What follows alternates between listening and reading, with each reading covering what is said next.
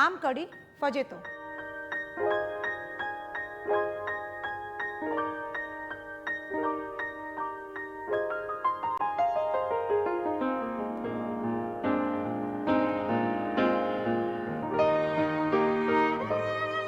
જય Jinendra, welcome to Sanjeev Kapoor ખજાનો.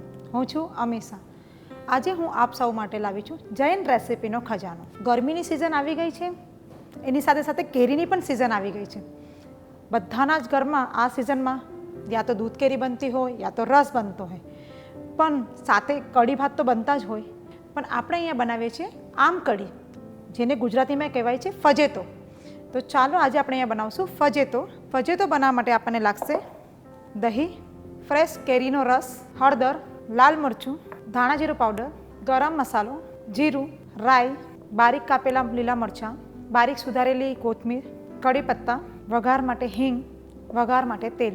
હવે આપણે પહેલાં ફજેતો બનાવવા માટે બાઉલમાં દહીં કાઢી લઈએ. આ જેમ નોર્મલી કઢી બને છે એ રીતે જ કઢી બનાવવાની છે, પણ આપણે અહીંયા કેરીના રસની કઢી બનાવીએ છીએ.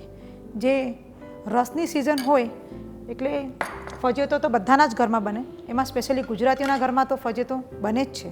આપણે પ્રોપર દહીંને હલાવી લઈશું. એની અંદર આપણે આ જે રસ છે એ પણ થોડો નાખી દઈશું. એને પણ આપણે પ્રોપર હલાવી લઈશું. હવે આપણે એની અંદર આ પાણી નાખી દઈશું. આ આપણું દહીં અને રસનું જે મિશ્રણ છે એ તૈયાર થઈ ગયું છે કઢીનું. હવે આપણે ગેસ ચાલુ કરશું. એની અંદર આપણે આ જે કઢીનું જે મિશ્રણ તૈયાર કર્યું છે એ આપણે એક પેનમાં લઈ લઈશું.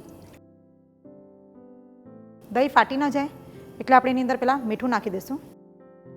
હવે આપણે એની અંદર હળદર, લાલ મરચું પાવડર, ધાણા જીરું પાવડર, ગરમ મસાલો, ગળપણ, બધો જ મસાલો નાખ્યા પછી આપણે એને પ્રોપર હલાવી લઈશું. અગર જો તમારે રસનો ઉપયોગ ન કરવો હોય તો ઘણા લોકો રસ ઘરમાં જ કાઢે છે. રસ કાઢ્યા પછી જે ગોટલા અને છાલ બચે છે એ પણ પાણીમાં ધોઈ લો અને એની અંદર દહીં નાખી લો તો પણ તમારી કઢી આ રીતે જ બનશે. આની અંદર થિકનેસ કરવા માટે ચણાનો લોટ કે કાંઈ પણ નાખવાની જરૂર નથી. એની મેળે જ એ થિકનેસ અને એ આવી જાય છે. કમસે કમ એને 5 થી 7 મિનિટ આપણે આ ફજેતાને ઉકળવા દઈશું, તાકે જે મસાલો અને દહીં અને રસનું મિશ્રણ પ્રોપર મિક્સ થઈ જાય. આપણી કઢી તૈયાર થઈ ગઈ છે. હવે આપણે એને વઘાર કરી લઈશું. વઘાર કરવા માટે આપણે તેલ એક વઘારિયામાં લઈ લઈશું. વઘાર કરવા માટે આપણે તેલમાં રાઈ, જીરું, વઘાર થવા લાગ્યો છે. હવે આપણે એની અંદર હિંગ નાખશું, બારીક કાપેલા લીલા મરચાં, થોડા કઢી પત્તા, લાલ મરચું જરાક નાખશું. આપણે એની અંદર લાલ મરચું નાખ્યું તાકી ઉપર તડકો સરસ આવે. હવે આ વઘાર આપણે આ કઢીમાં નાખી દઈશું.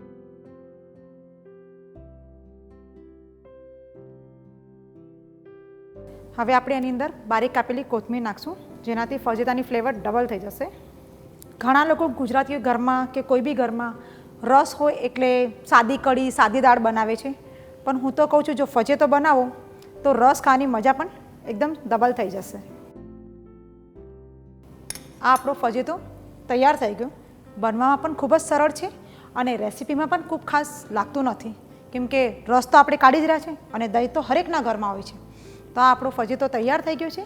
હવે આપણે એને એક સરસ મજાના બાઉલમાં સર્વ કરી લઈએ.